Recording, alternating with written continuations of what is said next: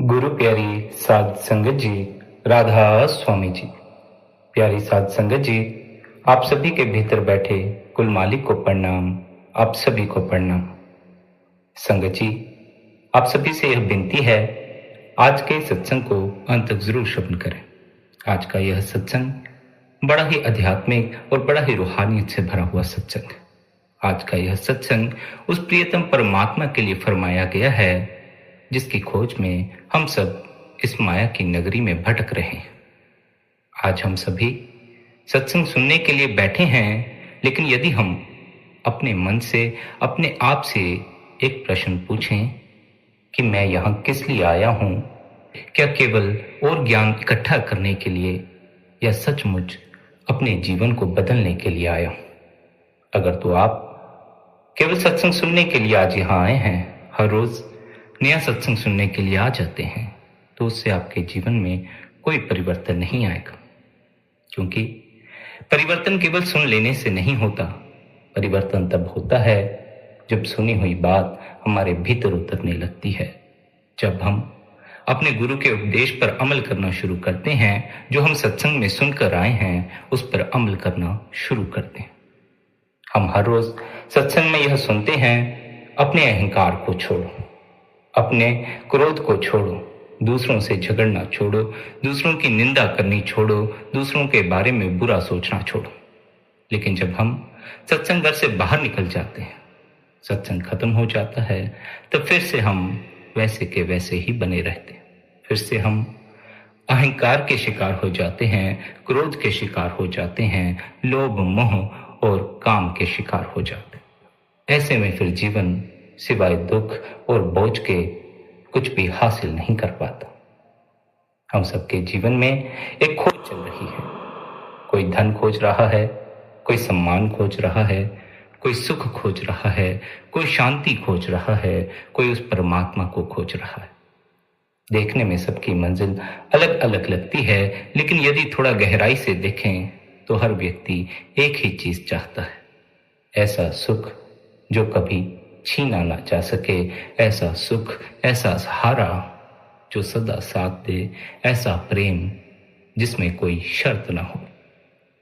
दुनिया ने हमें बहुत कुछ दिया है, रिश्ते दिए हैं, साधन दिए हैं, सुविधाएं दी हैं, लेकिन क्या इन सब से मन पूरी तरह भर गया? शायद नहीं। मन कुछ समय के लिए ही खुश होता है, फिर किसी नई चाह में लग जाता, नई इच्छा की पूर्ति में लग जाता है, और ऐसे ही हम रोज नई नई इच्छाओं के पीछे भागते रहते। यही मन का स्वभाव।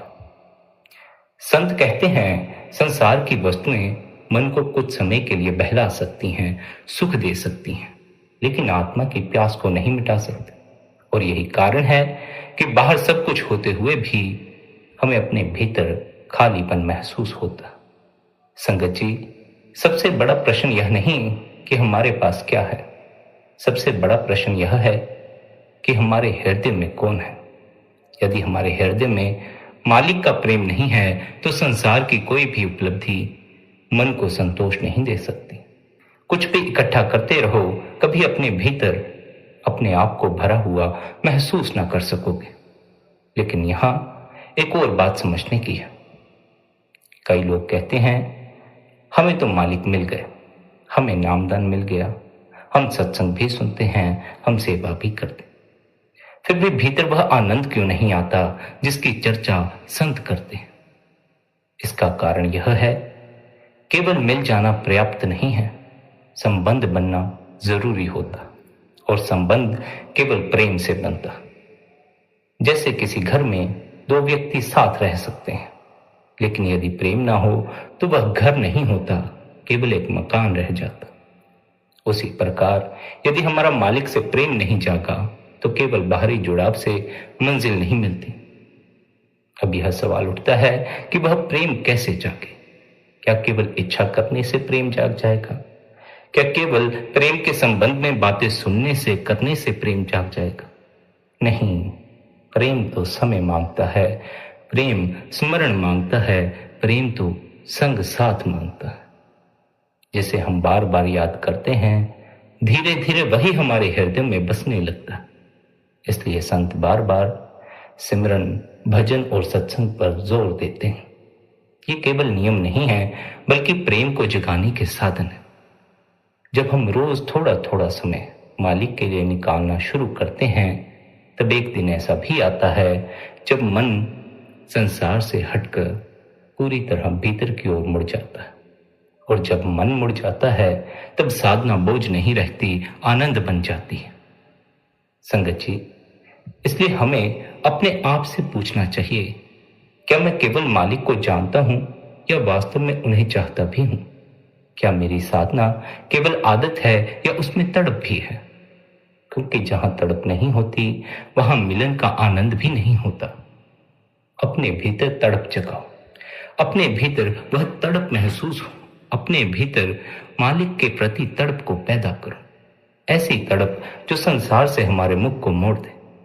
अभी तो हमारे अंतस में संसार की तड़प है, इतनी ज्यादा तड़प है कि हम संसार से अपने को अलग नहीं कर पाते। हमारा मन संसार में रमता चला जाता। हम संसारिक वस्तुओं को भोगने में, संसार के सुखों को भोगने में ललायित रहते हैं। यह सब भीतर तड़प के कारण है। जिस चीज की भीतर तड़प लगी होती है, हम उसे हासिल करने में जुट जाते हैं। जब हमारे भीतर संसार की तड़प नहीं रह जाती, अंतस में मालिक की तड़प पैदा हो जाती है, तब हमारा सारा ध्यान परमात्मा की ओर हो जाता है, उस कुल मालिक की ओर हो जाता है। फिर हमें उस मालिक के अलावा इस संसार में कुछ और नजर नहीं आता। उसे खोजते खोजते हम संत महापुरुषों की शरण में पहुंच जाते। क्यों? क्योंकि अब हमारे भीतर उस मालिक को पाने की तड़प पैदा हो चुकी है।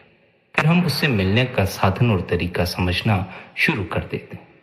पर अगर भीतर मिलन की तड़प ना हो, केवल अपनी इच्छाओं की पूर्ति के लिए, कर्मों के बोझ से मुक्त होने के लिए, नरकों के दुखों को भोगने से बचने के लिए हम परमात्मा की बंदगी में लगे हुए हैं, तो इससे हमें कुछ भी हासिल नहीं होगा। यह तड़प हमें परमात्मा तक नहीं पहुंचा सकती। यह तड़प नहीं है, यह तो परमात्मा से भी धोखेबाजी। अपनी इच्छाओं की पूर्ति के लिए मालिक का सहारा ले रहे हैं, पर जिसके भीतर मालिक से मिलन की सच्ची तड़प है, वह अपनी इच्छाओं की पूर्ति नहीं चाहता। वह तो मालिक की रजा में रहता है, उसकी रजा में ही अपने जीवन को गुजार देता। और यही तड़प हमारे भीतर भी होनी चाहिए, क्योंकि जहां तड़प नहीं होती, वहां मिलन का आनंद भी नहीं आता।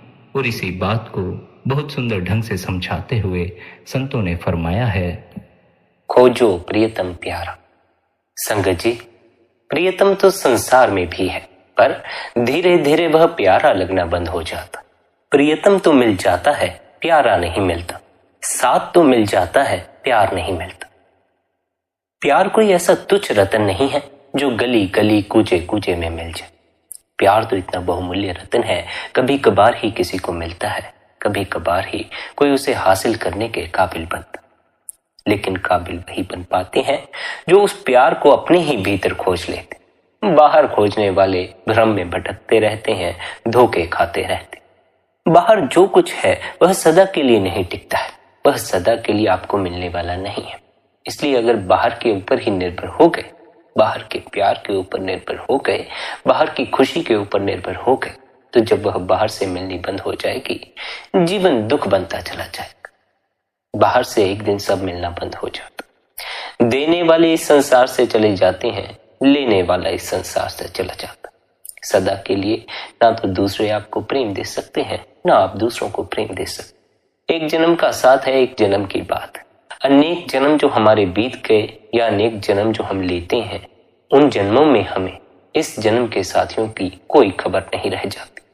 अगर हम स्मरण करने की कोशिश करें अपने अतीत के जन्म को, तो शायद ही हम कोई कल्पना कर पाए, शायद ही हम इस जन्म के माता पिता के अतिरिक्त किसी और माता पिता की कल्पना कर पाए। शायद ही हम इस जन्म में जो हमारे भाई हैं, जो मित्र हैं, शायद ही हम इनके अतिरिक्त किसी अन्य की कल्पना कर पाए। पिछले जन्मों में जो हुआ उसे हम भूलते चले जाते, लेकिन उन जन्मों में हमने जो कुछ किया उस सब का हिसाब पड़ा हुआ है। हम हिसाब किताब भूल जाते हैं। हम केवल इसी जन्म के प्रति जागे हुए होते हैं। इसलिए हम सवाल करते हैं, हमने तो ऐसा कुछ भी नहीं किया, फिर हमारे साथ ऐसा क्यों हो गया। हमने तो हमेशा सबका भला ही किया, फिर हमारा बुरा क्यों हो गया? हमने तो हमेशा सबका साथ ही दिया, फिर दूसरे हमारा साथ छोड़कर क्यों चले गए? जैसा जिसके साथ हिसाब बंधा हुआ है, वैसा हिसाब चुकता करना पड़ता। हिसाब अपने आप ही चुकता होता रहता है। जीवन में घटनाएं घटती रहती हैं, संबंध बनते रहते हैं, बिगड़ते रहते। हमारे यहाँ एक आम कहावत है, जहाँ का दाना पानी लिखा हुआ है, वहां तो जीव को पहुंचना ही पड़ता। जैसी और जितनी जिसके नसीब में बुर्कियां लिखी हैं, उतनी बुर्कियां तो खानी ही पड़ती। दुख की बुर्कियां खानी पड़ती हैं, सुख की बुर्कियां खानी पड़ती। जितना जिसके साथ जो हिसाब लिखा है, उतना तो चुकता करना ही पड़ता। लेकिन जीव जितना हिसाब लिखा है, उससे भी परे जाने की चेष्टा में लग जाता। जितना दुख लिखा है, उतना ही जीव के लिए काफी है, लेकिन जीव अपने लिए अतिरिक्त दुख इकट्ठा करने में लगा रहता। अतिरिक्त दुख जीवन में कैसे इकट्ठा होता है, इसका ज्ञान सभी संत महात्मा हमें काफी समय से देते आ रहे हैं। वे समझाते हैं, अतिरिक्त क्रोध के अधीन हो जाना, अतिरिक्त काम के अधीन हो जाना, अतिरिक्त लोभ के अधीन हो जाना, अतिरिक्त मोह और अहंकार के अधीन हो जाना, यहीं से जीव का विनाश शुरू हो जाता। यहीं से जीव अपने जीवन को बिगाड़ कर बैठ जाता है, और जीवन बिगड़ गया है इसकी खबर जीव को कैसे लगती है? दुख के जरिए, दर्द के जरिए। दुख होता है, दर्द होता है, पता चलता है कि जीवन में कुछ गलती हो गई, पता चलता है कुछ भूलें हो गई। अगर वे भूलें सुधार लेते तो शायद आज जीवन कुछ और होता। लेकिन जो भूलें हो गई, अब उन्हें सुधारने का कोई उपाय नहीं। अब अगर कोई उपाय शेष है तो यही उपाय शेष है, अब होशपूर्ण हो जाओ, अब गलतियां मत करो, आगे के लिए सतर्क हो जाओ। अपनी तरफ से यही कोशिश करना कि गलती ना करो, लेकिन अगर हो जाए तो फिर उसके लिए पछताने मत बैठ जाओ। अगर पछताने बैठ गए तो फिर पूरा जीवन पछताने में ही निकल जाएगा। जो पछताने बैठ जाते हैं, वे सुधारने की तरफ ख्याल ही नहीं करते, वे सुधारने के लिए कुछ करते ही नहीं है, वे केवल पछताने में पड़े रहे। उनके लिए बस पछताना ही उनका जीवन बनता चला जाता। जो करते हैं उसी से पछताना शुरू हो जाए। पछतावे में मत पड़ जाना, अपने को सुधारने में लगना। कल अगर गलत थे तो इतने निराश मत हो जाओ, क्योंकि कल अब बीत चुका है। आज आप सही हो सकते हो, आज सही होने की तैयारी कर। आज अपने को सही बनाना, आज सोच समझ कर फैसले लेना, वही करना जिससे जीवन में सुख आए, वह मत करना जिससे पूरा दिन ही खराब हो जाए। वही करना जिससे रात चैन की नींद आए, वह मत करना जिससे रात करवटें लेते लेते ही गुजर जाए। हम अपने जीवन के मालिक हैं। अगर हम चाहें तो हम अपने जीवन को सुखद बना सकते, लेकिन जीव अक्सर ही अति पर जाने को आतुर होता। इसलिए जब दुख जीव के जीवन में आता है तो जीव उतने में ही संतुष्ट नहीं हो पाता, उसमें भी अति पर जाने की चेष्टा करता। स्मरण रखें, दुख भी एक उत्तेजना है। जैसे सुख एक उत्तेजना है, दुख भी एक उत्तेजना है। जैसे सुख में रस आता है, वैसे दुख में भी रस आना शुरू हो जाता। जैसे शांति में रस आता है, वैसे ही अशांति में भी रस आना शुरू हो जाता है। कुछ जीव हैं, वे भीड़ के बिना रह ही नहीं सकते। हर पल उन्हें अपने आसपास शोर शराबा चाहिए, हर पल वे बातचीत में उलझे रहना चाहते हैं। एक पल के लिए भी वे शांत वातावरण में बैठने को तैयार नहीं होते। जो कुछ भी इस संसार में है, गलत या सही, अगर जीव उसका आदी हो जाए तो उसी में रस आना शुरू हो जाता। जैसे निंदिया चुगली करना, उसमें तो कोई भलाई की बात नहीं है। दूसरों की भी बदनामियां होती हैं, दूसरों का भी दिल दुखता है, साथ ही हमें भी उससे कुछ हासिल नहीं होता। लेकिन जो निंदिया चुगली करते हैं, आखिर वे करते क्यों? क्या उन्हें पता नहीं ऐसा करने से किसी का भला नहीं होता? उन्हें भी पता होता है, उन्होंने भी कई गुरुओं के सत्संग सुने होते। लेकिन जब वे उसके आदी हो जाते हैं तो फिर उन्हें उसी में रस आना शुरू हो जाता। जिसमें जीव को रस आता है, जीव वही करना शुरू कर देता। रस जीव को अपनी ओर खींचना शुरू कर देता। इसलिए सद्गुरु जीव को क्या समझाते हैं? सद्गुरु समझाते हैं, ऐ जीव, अंतर के रस को चख। अंतस में जो रस है, अगर एक बार उसका स्वाद चख लिया जाए, तब फिर बाहर के सभी रस फीके पड़ जाते। तब फिर निंदा चुगली करने में कोई रस नहीं रह जाता। तब फिर दूसरों को बुरा बोलने में कोई रस नहीं रह जाता। दूसरों को चोट पहुंचाने में कोई रस नहीं रह जाता। अंतर रस सबसे मीठा रस है, क्योंकि उस रस के बाद सारे दुख दूर हो जाते। दुख उत्पन्न होता है मैं के कारण। जब तक जीव के भीतर मैं मौजूद है तब तक उसके जीवन में दुख भी मौजूद है।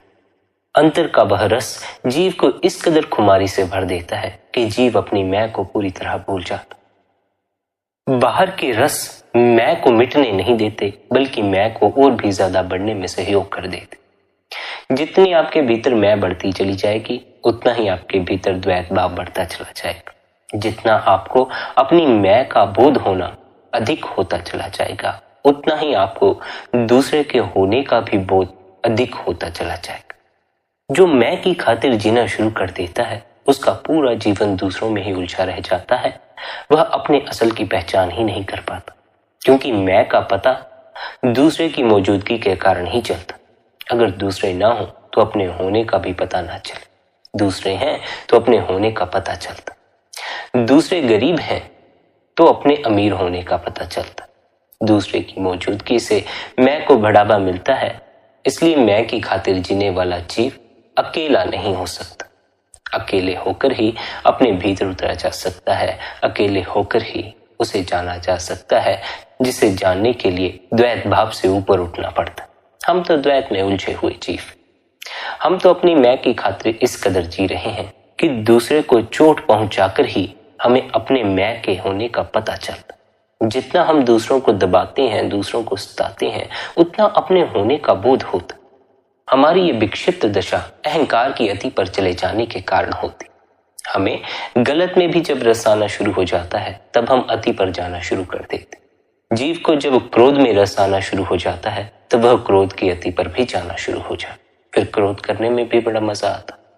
लोग हैं बिना क्रोध किए रह ही नहीं सकते, दिन में कई बार क्रोध करना पड़ता। जब काम में रस आना शुरू हो जाता है तो जीव अति पर जाना शुरू कर देता। उस अति में ही सब बिगड़ जाता। उस अति में ही हम अपने मालिक नहीं रह जाते, हम इस मन के गुलाम बनते चले जाते। ऐसा ही दुख के संबंध में भी है। दुख एक उत्तेजना है, दुख भी अपने साथ रस लाता है। जब जीव को दुख में रस आना शुरू हो जाता है तो वह उस तरफ ही अति पर जाना शुरू हो जाता। वह अपने भीतर अपने आप ही अपनी ही तरफ से अलग अलग दुख के विचार निर्मित करने शुरू कर देता। बाहर तो दुख थोड़ा होता है, लेकिन भीतर अपनी तरफ से ही उसे इतना बढ़ा चढ़ा लेता है कि बाद में फिर उसके पास पछताने के अलावा और कोई उपाय नहीं रह जाता। अगर अपने आप को भीतर दुख से ही भर लोगे तो फिर तो जीवन में पछताना ही पड़ेगा। भला कौन अपने को दुख में डालना चाहता है? कोई भी नहीं डालना चाहता। सभी यही सोचते हैं कि हमने अपने जीवन को सुखी बनाना। जब कोई धन कमाने निकलता है तो इसी आशा से निकलता है कि हमने अपने जीवन को सुखी बनाना, लेकिन सुखी बनाने की उस कोशिश में ही दुखी बनता चला जाता। आखिर इसके पीछे क्या कारण है कि सुख की खोज में चलते चलते हम दुख तक पहुंच जाते? कारण है मैं की खातिर जीना, अहंकार की खातिर जीना। हम अहंकार की अति पर चले जाते। धन तो सुख लाता है, लेकिन जब हम मैं को उस धन के साथ जोड़कर बैठ जाते हैं तब धीरे धीरे धन दुख बनता चला जाता। जब हम इस अहंकार से भरते चले जाते हैं मैं धनी हूं, तब फिर दूसरे गरीब नजर आने शुरू हो जाते। अपने आप को जब आप अमीर समझना शुरू कर देंगे तो स्वाभाविक ही फिर दूसरे गरीब ही नजर आएंगे। जिस दिन आप अपने आप को ऊंचा समझना शुरू कर देंगे उस दिन फिर स्वाभाविक ही दूसरे छोटे नजर आने शुरू हो जाएंगे। जितने हमारे ऊंचे पद हैं, इन्हें ऊंचा इसीलिए तो कहा जाता है क्योंकि इनके विपरीत में नीचे के पद भी मौजूद है। जो ऊंचे पद पर बैठ जाएगा उसके लिए तो नीचे के पद वाले लोग स्वाभाविक ही छोटे हो जाए। ऐसा ही जीव है। यही कारण भी है कि जीव ऊंचे पद की खातिर इतनी दौड़ लगाता। अपने अहंकार की पुष्टि की खातिर जीव ऊंचा पद हासिल करना चाहता है। अपने अहंकार को मजबूत बनाने का यही तरीका है कि आप दूसरों को छोटा कर दें, अपने को बड़ा कर लें। अहंकार में रस लेने का मजा तभी आता है जब आप अमीर हो जाएं, दूसरे गरीब हो जाएं। अगर आप गरीब हो जाएं तब फिर आपको अहंकार में कहां रस रह जाएगा। धन है तभी तो दूसरे सलाम करते हैं, तभी तो दूसरे बातचीत करते हैं। गरीब आदमी से कौन बात करता? हमारे दरों पर जब मांगने वाले आते हैं तो हम उनसे कहां बातचीत करते? हम उन्हें अपने दरों से फटाफट आगे भेजने की कोशिश में होते। अगर हम गरीब हो जाएं तो हमारी भी कोई बात नहीं पूछने वाला, हमें भी ऐसे ही दरों से परे हटा दिया जाएगा। अगर आपके पास धन है तो धन के साथ यह संभावना भी होती है कि उससे आपका अहंकार बढ़ना शुरू हो जाए। आप अगर धनी हैं तो वे लोग जिनके पास धन नहीं है वे आपको छोटे मालूम पड़ने शुरू भी हो सकते। इसी जाल में जीव फंस भी जाता है। बहुत से लोग अहंकार के जाल में आकर, मैं के चक्कर में फंसकर अपने आप को इतना बड़ा समझना शुरू कर देते हैं कि दूसरों के प्रति कठोर होते चले जाते। उनके हृदय में प्रेम का दिया बुझता चला जाता है और उनके हृदय में घृणा की दुर्गंध उठनी शुरू हो जाती। मैं को आधार बनाकर जियोगे तो स्वाभाविक ही दूसरों से भेदभाव करना शुरू कर दोगे। मैं की खातिर जियोगे तो ऊंचे पद पर पहुंचकर नीचे पद वाले छोटे मालूम पड़ने लग जाएंगे। मैं की खातिर जियोगे तो धन हासिल करने के बाद गरीबी और अमीरी में फर्क करना शुरू कर दोगे। जब तक हम कमाई नहीं करते अपने माँ बाप के पैसों पर पल रहे होते हैं तब तक हमें दूसरों पर बड़ी दया आती है, गरीबों पर बड़ी दया आती है। सोचते हैं काश हमारे पास होता तो हम इन्हें दे देते। लेकिन जब हमारे पास धन इकट्ठा हो जाता है, नौकरी लग जाती, तब हम गरीब और अमीर के भेदभाव में पड़ जाते। तब हमारे लिए वे गरीब हो जाते हैं और हम अमीर हो जाते हैं और हमारा ऐसा रवैया हो जाता है कि हम गरीबों के ज्यादा मोह नहीं लगते।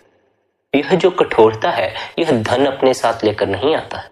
यह तो जब जीव अपनी मैं को धन से जोड़ लेता है तब वह कठोर होता चला जाता। धन तो आपको निर्मल भी बना सकता था। आप कितनों की सेवा कर सकते थे, कितने आपको दुआएं देते, कितने आपको प्यार देते। लेकिन अक्सर ऐसा होता नहीं है। अक्सर तो धन जीव को कठोर ही बना देता, क्योंकि धन आने के बाद बहुत से मार्ग जो जीव के सामने बंद पड़े थे वे खुलने शुरू हो जाते। जैसे जैसे धन बढ़ता है अहंकार की पुष्टि के मार्ग भी बढ़ते चले जाते। अहंकार की पुष्टि करने में धन सबसे बड़ा सहयोगी होता।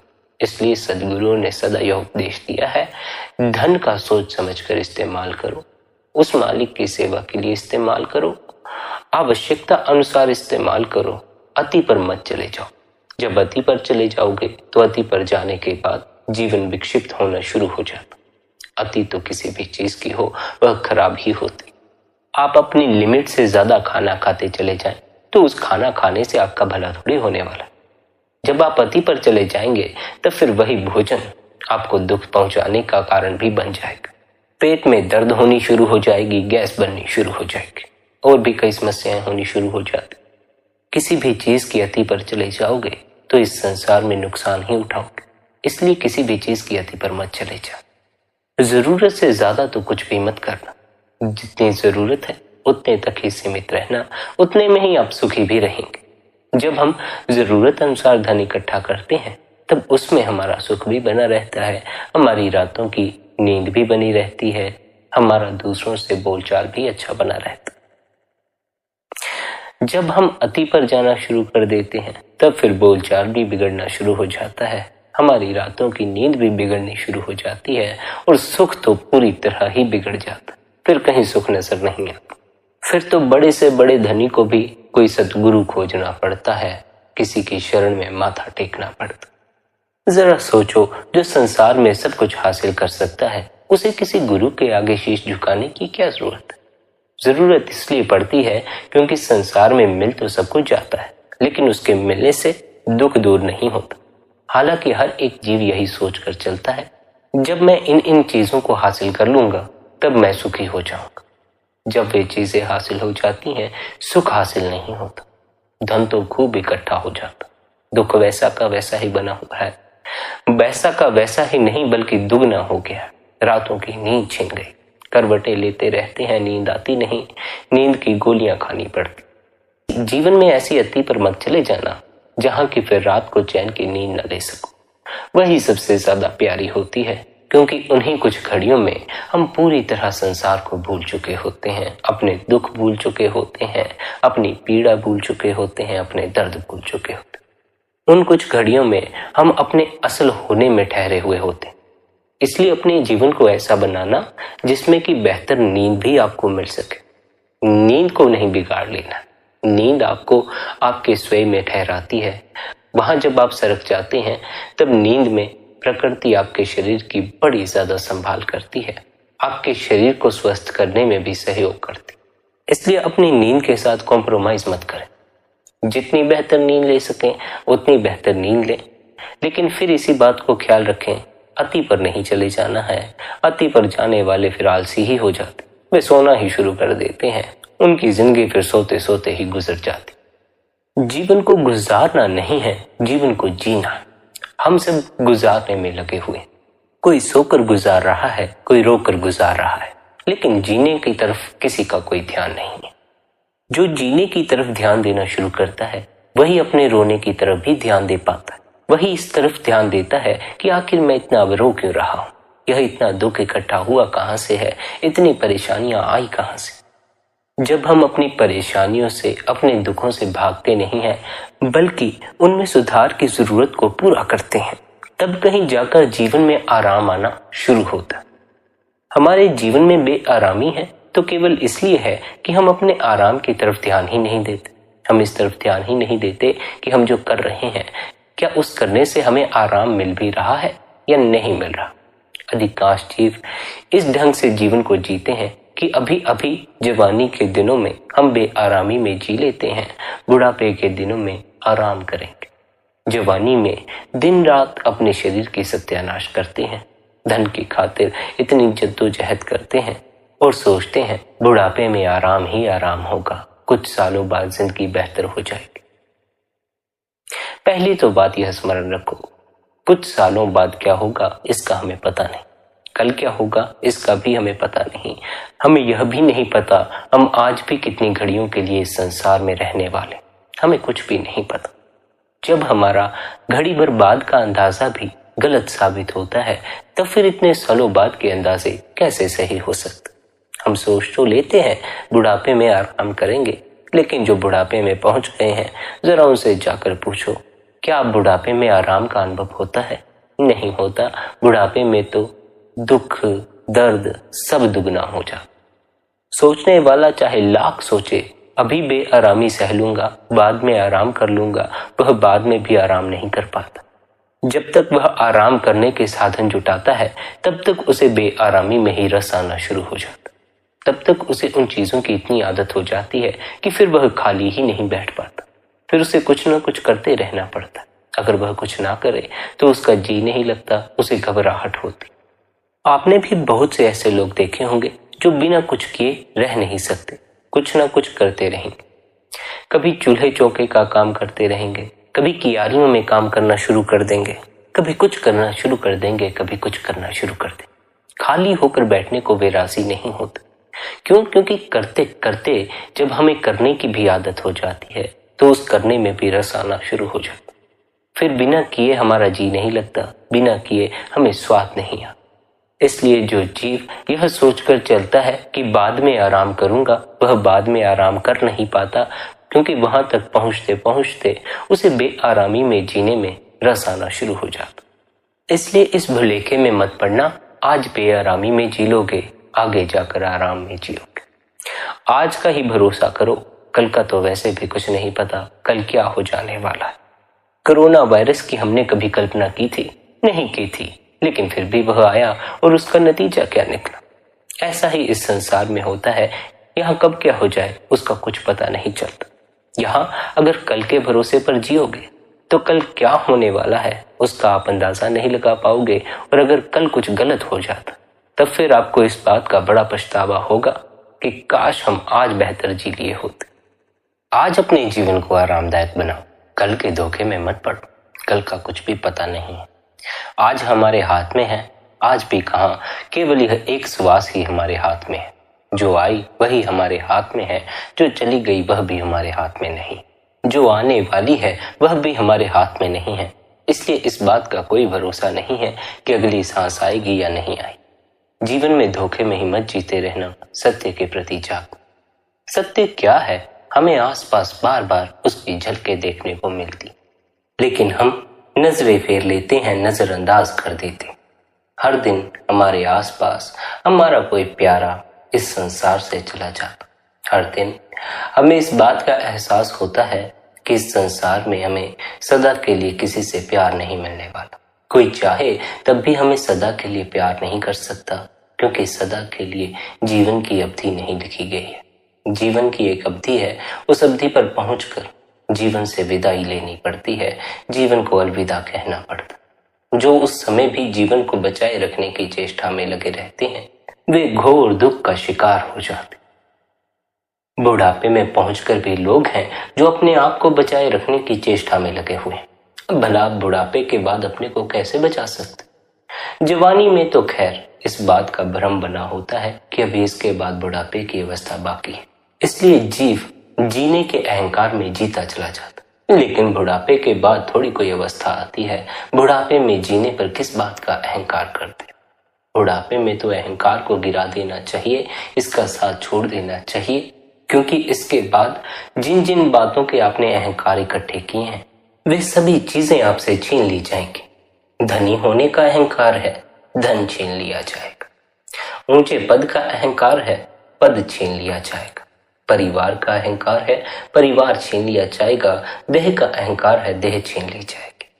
जिस जिस बात का हमें अहंकार होता है वे सभी चीजें बुढ़ापे के बाद हमसे छीन ली जाती। इसलिए बुढ़ापे में अपने अहंकार से ऊपर उठने की तैयारी करो, न कि इसमें धंसते चले जाओ। इसमें धंसते चले गए तब फिर बड़ी मुश्किल में पड़ोगे, बड़े ही दुख का सामना करोगे। इससे ऊपर उठो, अपनी मैं को छोड़ो, और मैं को छोड़ने के लिए कुछ करना थोड़ी पड़ता। लोग हैं वही अब पूछना शुरू कर देते हैं कि जी हम अपनी मैं को कैसे छोड़ें। बस अपने को हर चीज के बीच में लाना बंद करना पड़ता। जहां यह सोचते हो मैं धनी हूं, वहां से मैं को हटा लो, केवल धन शेष रह जाएगा।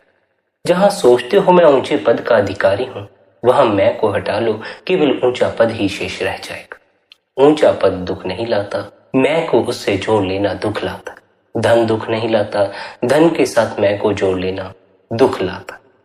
यह बात स्मरण रखना, मैं के बढ़ने से जीवन के बढ़ने का भ्रम पैदा होता। जितनी मैं बढ़ती चली जाती है, अहंकार बढ़ता चला जाता है।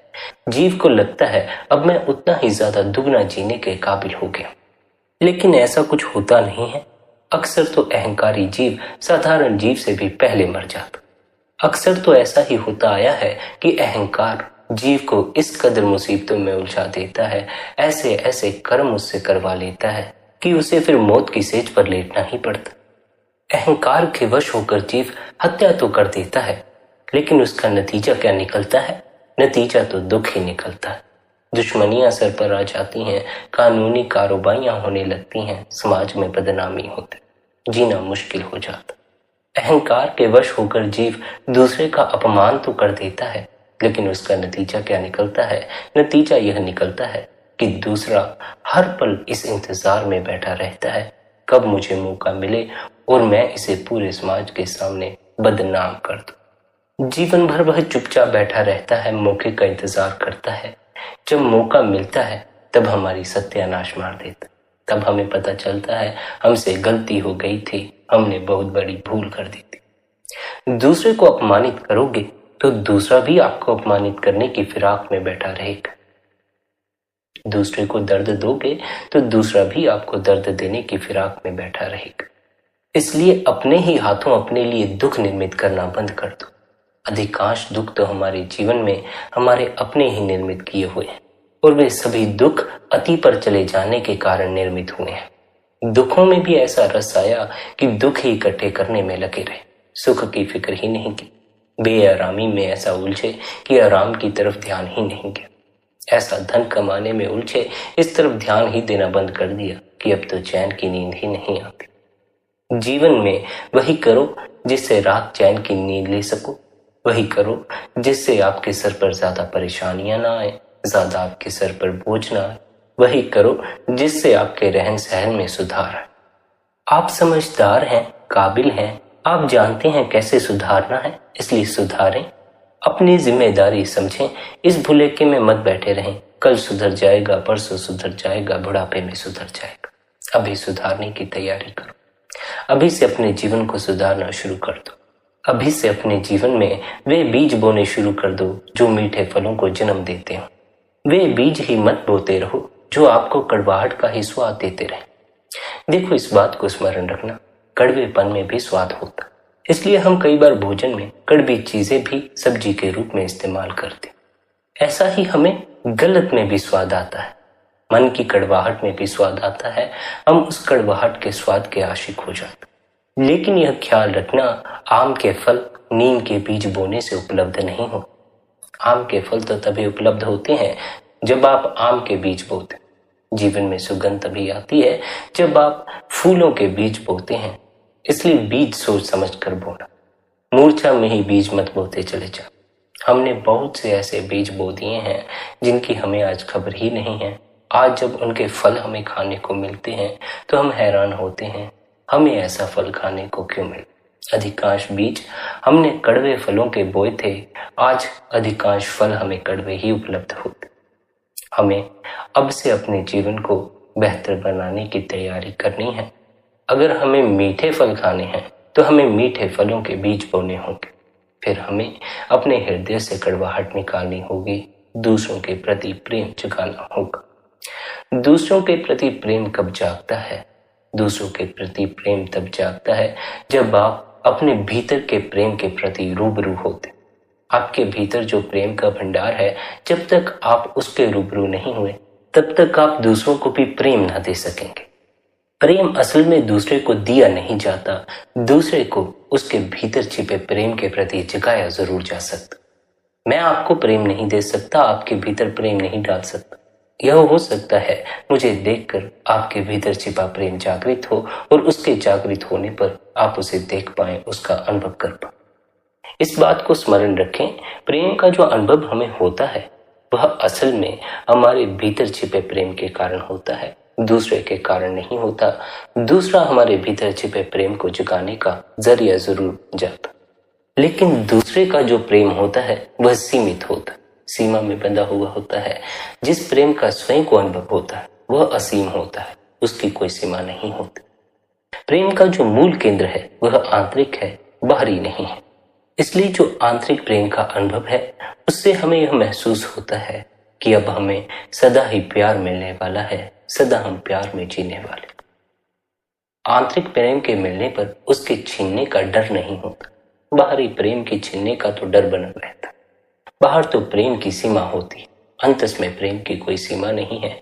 इसलिए आपके भीतर जो प्रेम उठता है उसके प्रति जागे। उसके प्रति जब आप जागेंगे तब फिर आपको दूसरों से प्रेम मांगने की कोई आवश्यकता नहीं रहेगी। अभी तो हम दूसरों से प्रेम की भीख मांग रहे हैं, हमें प्यार दो, हमारी कदर करो। प्यार इस संसार में कोई दे नहीं पाता, साथ तो बहुतों का मिल जाता, प्रियतम तो मिल जाता है, प्रेमी नहीं मिलता। कुछ घड़ियों के लिए तो प्यार मिल जाता है, सदा के लिए नहीं मिलता। सदा के लिए प्रेम इस संसार के प्रियतम से नहीं मिलता। सदा के लिए प्रेम तो हमें वह प्रियतम प्यारा कुल मालिक ही दे सकता, जिसने उस कुल मालिक की शरण ली, उससे मिलाप किया, उस प्रियतम प्यारे के आगे अपने को समर्पित कर दिया। उसके जीवन में प्रेम ही प्रेम बरसता। वह असल प्रेम का अनुभव करता है, प्रेम के आनंद का अनुभव करता। संसार में भी प्रियतम मिलते हैं लेकिन प्यारे नहीं मिलते। प्यारे का अर्थ है जो सदा प्यार दे। वह प्रियतम जो सदा के लिए प्यार दे वह इस संसार में नहीं, आपके इस देह के भीतर छिपा बैठा। वह प्रियतम प्यारा हर पल आपके साथ है, हर घड़ी आपका साथ निभाता। हम बाहर के साथ निभाने में उलझ जाते हैं, इस जन्म के साथ में उलझ जाते हैं, लेकिन वह परमात्मा जो जन्मों जन्मों से हमारा साथ दे रहा है, हर पल हमारा साथ दे रहा है, उसकी तरफ कभी ध्यान नहीं करते। उसकी तरफ जो ध्यान कर लेता है वह फिर सभी से यही कहता है, कुछ भी मत करो, अपने को मालिक के आगे समर्पित कर दो।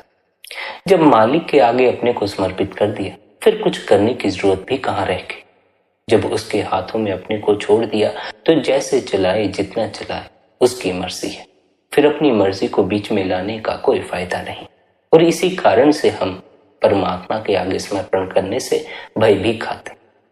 हम अपनी मर्जी को आसानी से छोड़ने को तैयार नहीं होते। हम चाहते हैं हम अपनी मर्जी से जिएं, इसलिए हम उस मालिक की मर्जी में रहने को राजी नहीं होते। हम सोचते हैं समर्पण कर देंगे तो उसकी रजा में रहना पड़ेगा। भला अगर जीवन में दुख आ जाए तो उसकी रजा में कौन रहने को राजी होगा। इसलिए अधिकांश जीव उसकी रजा से परे ही रहते हैं, उसके आगे समर्पण करने से भय खाते। लेकिन समर्पण करने वाले जीव को मालिक के हाथों में अपने जीवन को जो जीव छोड़ देता है उसे फिर कुछ भी और नहीं करना पड़ता। वह परमात्मा आप उसकी संभाल करता है, आप उसका ख्याल रखता। असल में तो वह परमात्मा सभी की संभाल कर रहा है, लेकिन वह सबकी संभाल कर रहा है इसकी पहचान बड़े विरले जीव कर पाते। कोई कोई विरला जीव होता है जो यह जान लेता है मालिक सबका सहायक है, कभी किसी का साथ नहीं छोड़ता, सबको प्यार देता। वह फिर दूसरों को भी उस मालिक से जुड़ने का उपदेश देता है। वह कहता है उस प्रीतम प्यारे को खोजो जो सदा आपको प्यार देता है, सदा आपके साथ रहे। उन प्रियतमों में मत उलझे रहो जो सदा आपका साथ नहीं निभा सकते, जो सदा आपको प्यार नहीं दे सकते। एक ना एक दिन तो बिछड़ ही जाना होता। वह परमात्मा जन्मों जन्मों से आपके साथ रहा है। इस जन्म में जो आपके माता पिता हैं वह आपके साथ जन्मों जन्मों से नहीं थे, वे इसी जन्म में मिले हैं। इसी जन्म तक का उनके साथ संबंध है। इस जन्म में जो जो मिले हैं इसके बाद वे हमें दोबारा नहीं मिलने वाले। ना तो उनके चेहरे दोबारा निर्मित होने वाले हैं, ना हमारे दोबारा निर्मित होने वाले। हम चाहें खोजें ढूंढें तब भी हमें जो चेहरे इस संसार से चले गए दोबारा नहीं मिलने वाले।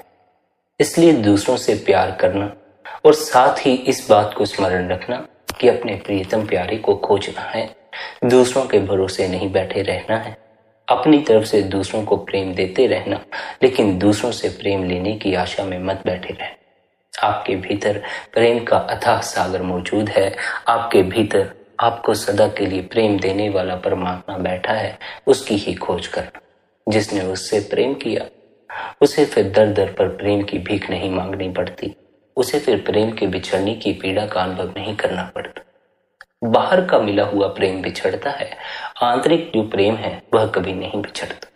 इसलिए आपके भीतर जो प्रेम का दिया है उस दिए को जगाएं। उस दिए को जगाने के लिए निरंतर बंदगी में बैठें, निरंतर ध्यान में बैठें। निरंतर ध्यान में बैठने से, बंदगी में बैठने से आपका अहंकार गिरना शुरू हो जाएगा। मैं से आपका जो तादाद में जुड़ा हुआ है यह तादाद में टूटना शुरू हो जाएगा और आप अपने स्वयं में सरकना शुरू हो जाएंगे। जो यह मैं है, जो यह अहंकार है, यह आपको स्वयं में सरकने नहीं देता, आपको मन के तल पर अटकाए रखता है।